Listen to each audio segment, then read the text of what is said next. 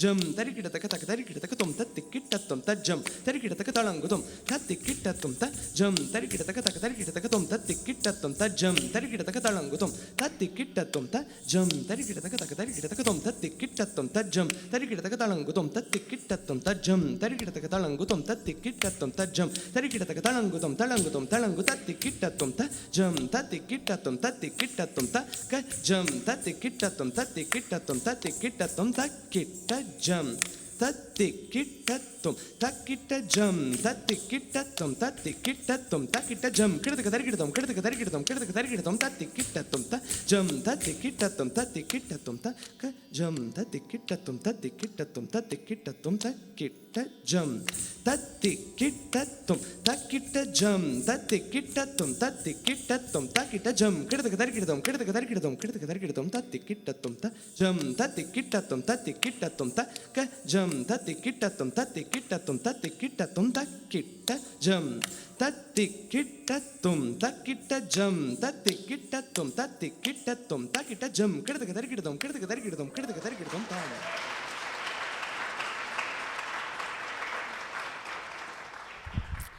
Good morning, everybody, and so happy to see all of you, and thank you for having us here. Am I loud enough? Can you all hear me? I am Ranee Ramaswamy. I'm the founder and co-artistic director of Ragamala Dance Company. Our company works in a form from southern India, a classical dance form called Bharatanatyam, which its origin goes back to mythological times. There is in Hinduism, there is a saying, Mata, Pita, Guru, Devam. These are 4 steps that lead to liberation. Mata means mother, the mother who gives birth to you, is the first step. The father, Pita, who educates you, is the second step. The third step, the step that leads you to the final liberation or towards God, is guru or teacher or a mentor. Now, no matter what subject you choose, we believe that it's really important to have a mentor, a teacher, a guru, or a coach to provide a more accurate picture of our reality, to instill positive habits of thinking, to point out our weaknesses, and then help us gain confidence. It's not how good you are now, it's how good you're going to be that matters. And that has been our constant goal. Our teacher, mentor, coach, and guru is Miss Alarmail Valli, a phenomenal choreographer, dancer, performer from Chennai, India. Now, how did we get here? While growing up in Chennai, India, I lived 2 miles from where this genius dancer lived. I had no idea that 20 years later, she would be our teacher and our coach and our guru, the one that I call the giver of my life. Even though 2 miles is a physically short distance, but traditionally and culturally, we were very far apart. She was being groomed to be a professional artist, and my parents were grooming me for an arranged marriage. After I had no idea that 26 years later, after having moved across 8,000 miles of ocean, 3 continents, have been a wife, a young child, a new immigrant to Minnesota, trying to figure out, navigate my life around in this new country, we met guest artist Alarmail Valli at the University of Minnesota. I get very moved when I talk about this because we plan our lives. Our parents plan our life, we plan our lives, but things happen that you never even dream of. So in 1984, Aparna and I were face to face with this genius artist. She was the guest artist brought by the University of Minnesota, and we had the opportunity to study intensively one-on-one with her for 3 weeks. And that was the beginning of our travel 110 times across the ocean to study very deeply about our own culture, artistic tradition of dance and music over 35 years. So it's even the three of us work together. We have a common art form, but we have a common teacher for the last 35 years. And that, I think, is a very interesting, what would I say, a experience that not many people would even try to be in. She is 4 years younger than me. And usually when someone has danced for 30, 35 years, they think, or in any art form, or in any form, people think that they have mastered. So when I go to perform somewhere, they'll say, you are a master. And I'll have to say, we are not, in India, you're not a master when your teacher is alive. And to have this continued relationship for 35 years with all three of us still studying with her, it is an unbelievably amazing experience.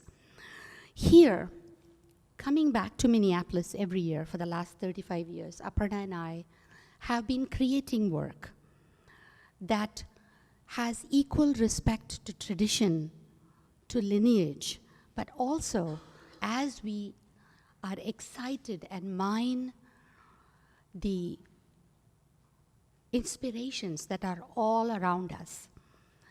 And with the three of us now, Aparna, Ashwini, and I, we continue to be each other's coach, always watching, not with indulging eyes, as our teacher says, but with a critical eye, with the goal, it is not how good you are now, but how good you are going to be, which really matters. So with this, I will have Aparna continue from where I left off. Thank you.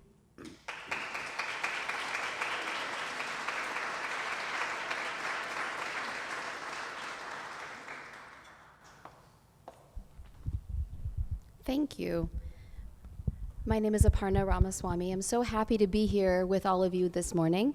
Before I start, we would love to show you a brief video, and then I will continue. Through dance, we can express the entire gamut of human experience and emotion. That is why it has been such a powerful means of communication.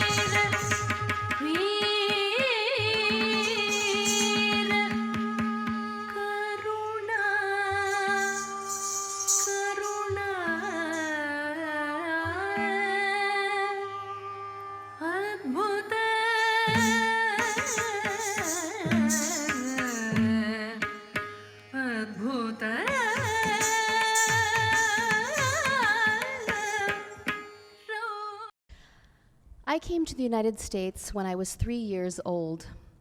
I was young enough that I didn't remember probably anything about my younger years except for what I imagined through the stories my parents told me and through old photographs. Can you hear me okay? Okay.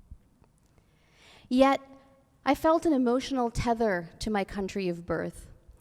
I am unsure of whether this tether was apparent to me then, but it instantly came to life when I was 8 years old and first saw Alarmil Valli perform in Minneapolis. To this day, seeing her dance is akin to seeing something otherworldly. Even at a very young age, I was amazed that one person could embody a myriad of emotion and states of being with such grace and brilliance. From that moment, I was forever changed. She not only captivated my heart and mind, and I'm not exaggerating when I say that I knew from that moment that I would dedicate my life to this art form. Encouraged and joined by my mother, I spent 4 months every year in India absorbing the lessons of my teacher. On the surface, the lessons were almost always about dance, music, poetry, and of course, physical and mental discipline. But embedded within these lessons was a powerful connection to storied cultural and artistic lineages that continue to feel electric to me. In my life, this affirmation of human connection has shown me that culture, tradition, and ritual are never static, but rather the animating tension for those of us who have always felt compelled to share stories of where we have come from. I never have felt that I had to choose one country or the other. Instead, through my family and through my teacher, it is my tradition that has been my roadmap, guiding me, yet allowing me to find my own way. For the three of us, we have chosen to express our hybrid immigrant lives through the creation of large-scale, multidisciplinary artistic works rooted in dance. As South Indian American artists, we draw from the artistic and spiritual traditions of our Indian heritage to create works that invite us all to contemplate how we receive, preserve, interpret, and recreate culture. The experience of creating work outside of one's country of origin required us to be innovative, tenacious, and entrepreneurial. We are forever committed to sharing that artistic work grounded in tradition and history are not simple snapshots of a culture, nor are they artifacts that we treasure and carry with the utmost care.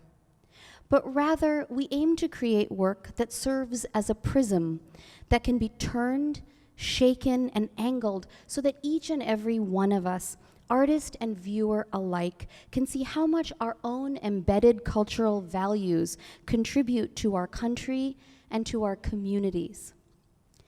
And how this recognition of our ancestors, our histories, and our neighbors gives each of us the space to add ourselves into this ever-changing tapestry.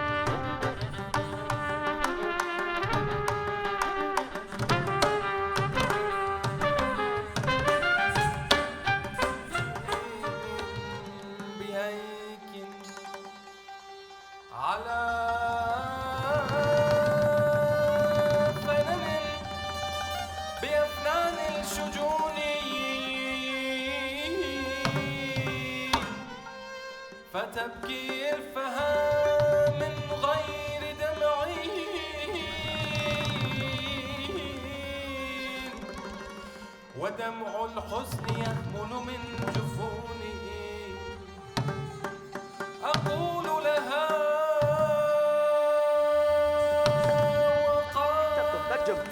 தளங்குதம் தத்தி கிட்டத்தும் தஜ்ஜம் தரிக்கிடத்துக்கு தளங்குதம் தத்தி கிட்டத்தும் தஜ்ஜம் தரிக்கிடத்துக்கு தளங்குதம் தளங்குதம் தளங்கு தத்தி கிட்டத்தும் தஜ்ஜம் தத்தி கிட்டத்தும் தக்கஜம் தத்தி கிட்டத்தும் தத்தி கிட்டத்தும் தக்கிட்டஜம் தத்தி கிட்டத்தும் தக்கிட்டஜம் தத்தி கிட்டத்தும் தக்கிட்டஜம் கிடத்துக்கு தரிக்கிடத்தும் தத்தி கிட்டத்தும் தஜ்ஜம் தத்தி கிட்டத்தும் தக்கிட்டத்தும் தக்கஜம்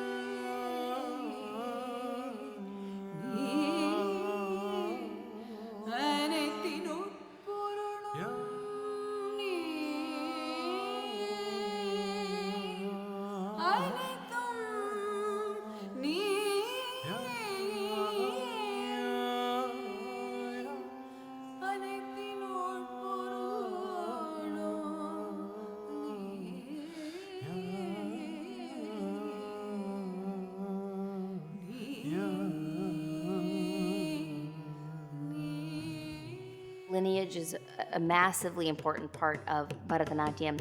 So there's always been a school, and it's very small, and it's very deliberately small because we'd like to give a lot of attention to each student. But if you think about it, we also teach these girls confidence, at the importance of women-run companies, how to communicate in certain ways. So we really pride ourselves on teaching these girls from a young age life lessons that go beyond dance. It's very important to our work because the intergenerational nature and how we feed off of each other and how we each have very specific experiences with our Indian culture and our American culture all feeds into the choreography, the model of the company. It was built on a family.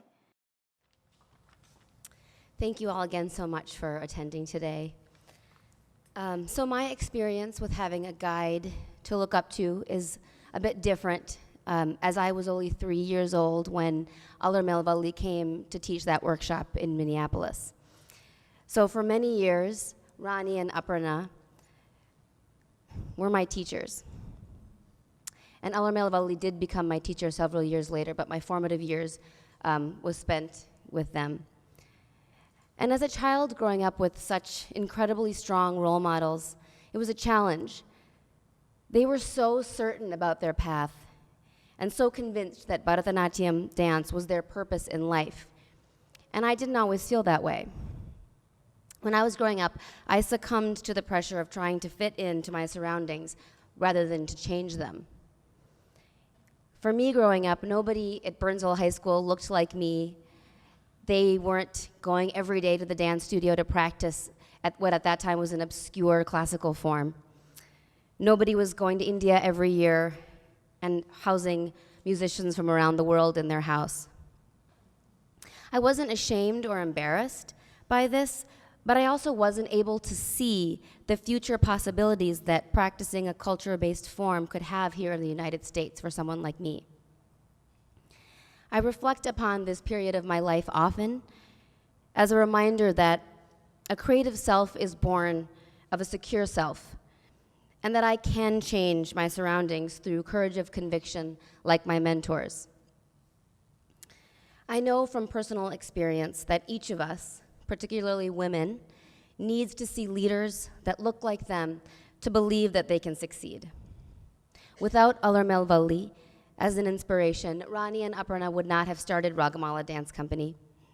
And without them as an example to me, I wouldn't have gained the confidence necessary to become a working dancer and choreographer that is carrying on this dance lineage.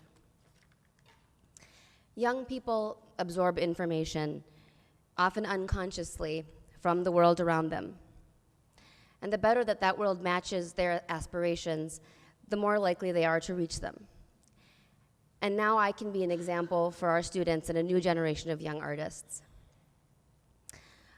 Among the many things that I've learned from, and I continue to learn from our guru, Alar Melvalli, and from Ranee and Aparna, is how to layer the personal with the ancient and the poetic with the historical, to take what you are inspired by in your everyday life and put it into your work to create a hybrid compass. Over most of my lifetime, I have observed their creative practice and internalized a way of interpreting Bharatanatyam that circumvents the literal and instead challenges audiences to find their own meanings within our layered work. Part of why Ragamala has succeeded in breaking through cultural barriers is that our commitment to truthful emotion, coupled with a rigorous practice and focus on the technical and physical precision within our form, translates across boundaries. And whether speaking here at Creative Mornings to plan this talk, or with the Kennedy Center to plan our next performance and commission there, we continue to evolve a story that is marked by perseverance and progress.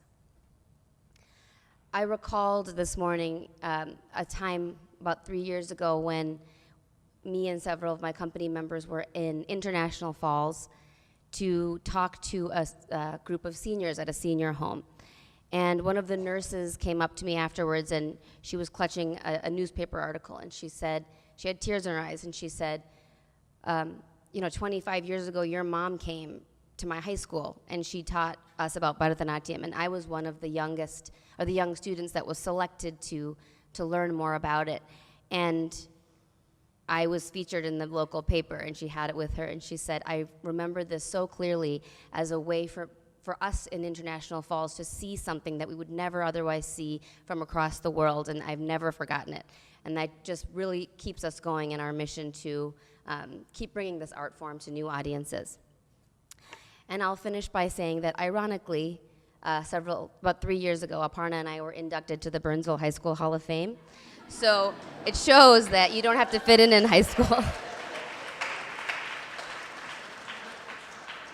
And that wraps it up for us, I think.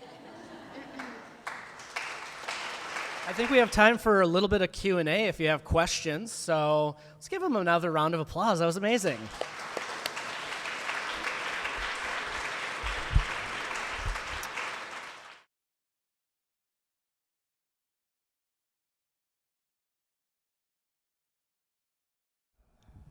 Sure, and I did not plant that question. There is a show coming up in November on the 8th and the 9th called Let the Crows Come, which is a SPCO Liquid Music Commission. And thank you for asking about that piece, which I've been working on for between 2 to 3 years. It takes several years to come up with a concept and then start fleshing it out and finding your collaborators and really making it feel like organic to you. And the piece to me started when I was thinking about a DJ and how when you have a song and it becomes remixed, it maintains its essence, but it becomes a different thing. And how I was reminded of being a person who is multiple cultures at once, and one day might feel more Indian and one day might feel more American, and how you have to code switch and keep maintaining those identities. It kind of reminded me of that. So I started talking with Kate Nordstrom, who choreographs, you kind of choreograph, who curates the Liquid Music series, about finding an artist to work with, and it evolved into a project with 3 dancers, myself, and 2 local dancers, Alana Morris Van Tassel and Barrett Algren, each taking a Bharatanatyam solo by me, and we've kind of reworked and we've taken Bharatanatyam dance and Carnatic classical South Indian music and reworked it over 3 different pieces of music and 3 different dancers to kind of show that a memory or a cultural self reflects differently from person to person or from day to day. So it'll be 3 overlapping solos with live music and 3 composers. And Let the Crows Come is the theme because, to me, the crow symbolizes a lot of times something negative, something ominous, when really there's so much positivity to that bird.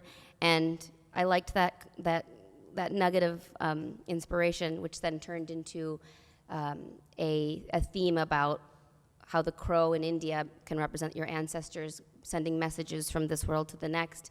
So you really want that crow to come. So that's kind of the couple of themes and inspirations I'm working with, and hopefully you'll be able to come in November.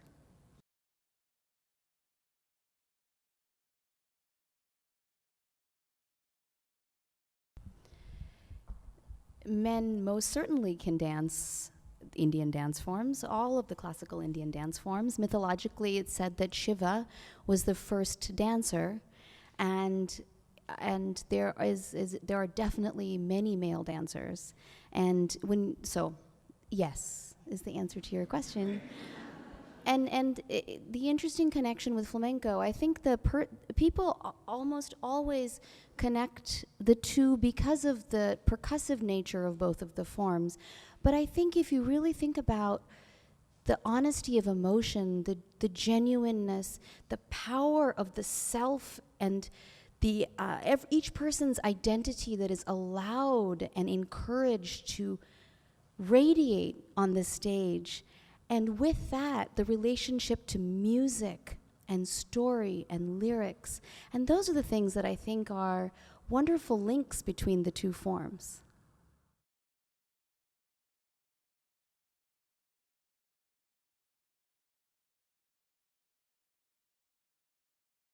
You know, the Bharatanatyam is a dance language. So if you are speaking English, no matter who you are working with, you would not break your grammar or not say the sentences properly because you want to say it the way the other style wants you to say. We have collaborated a lot with many different dance forms, but we want to be true to our language. So I think if you have a music where the rhythm, it's not even the rhythm, it's storytelling and emotional interpretations of what human emotions is. So why should we break that, the grammar of a language in order to make that happen? So if you watched the Written in Water, here we are layering so many cultures. We have Indian, the Hindu mythology, we have Conference of the Birds, the Persian poetry, mythic poetry, the idea of a game board where the seeking is to go through ladders and snakes, as in life, where you're going through difficulties. So you can say that. I think you can meet traditions and meet other forms, but what is the need? We don't find a need to do Bharatanatyam to rock music, or, we could, because the rhythm calls, like we can do anything with these rhythms. But for us, we love to be truthful to the language of it and use it as complex or as, bringing other cultures to it in a way that they all match and fit well. So that's, people have done it. It's not like you cannot take a language and translate it to something else. But I think as in Ragamala Dance Company, we actually pride ourselves to embracing the world, but staying within our own language, if this answers your question.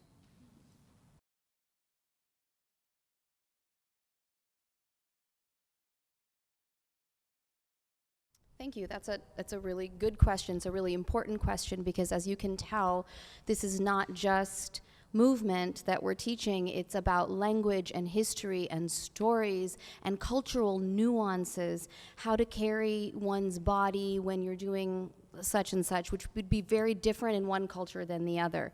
And so so I'll answer it like you have it in two parts, like you asked in two parts. With our students, almost all of our students are Indian American. And we have a very small school, maybe 50 students, and they come from backgrounds where they actually, most of them at home, I would say, they have an understanding, they speak an Indian language, they have an understanding for the mythology, the culture. They go back to India, maybe not as often as we did. They go back often. They have family that comes and visits them. So this duality that exists in their lives it helps them in class. But we still are always explaining and talking about all of those cultural components because we want people to understand how they so importantly inform the movement. The movement is secondary. The spirit, the connection, the understanding, the yearning, the longing, the part of being something bigger than oneself, that is the most important. And you need to have all of that understanding to feel that. One may be able to make a beautiful line, but what's the point if you don't think about the energy that flows and how it impacts other people? So that's with the students. And I think that the older they get, and as they get to high school, you really see that they are coming because they want to, not because their parents make them. And they are really absorbing and engaging and asking questions. And so it's really lovely to see that develop over the course of their study. For our company members, and Tamara's here. Hi, Tamara. We are the only 3 Indians in our company. So most Indian immigrants want their children to, of course, go on and become lawyers or doctors or, something that actually makes money rather than this art form. And so all of our students, regardless of how talented, we write them a recommendation when they're seniors, and they all go to Harvard and Stanford, and then we see them occasionally, and none of them have become professionals, but they carry this lifelong love for art through their whole lives, so that's amazing. But our company members are non-Indian, and they have dedicated their entire lives to this art form, which I think is such a testament to them and their dedication, and also to the form. And they have been to India many times, and we spend a lot of time talking about each of these nuances and each of these elements, because again, we can't have dancers in a company that is so based in a cultural tradition, in a religious tradition, and have them not only cerebrally understand, but have their bodies understand all of that. And we have been doing that with Tamara and Jessica for decades, and it's a beautiful mutual and reciprocal relationship, but it has involved thousands of meals at my mother's house and time with my grandparents, and we have become a family. And that's how that has happened for us. And it's not an easy process for anybody involved, but it's a very rewarding process. Thank you.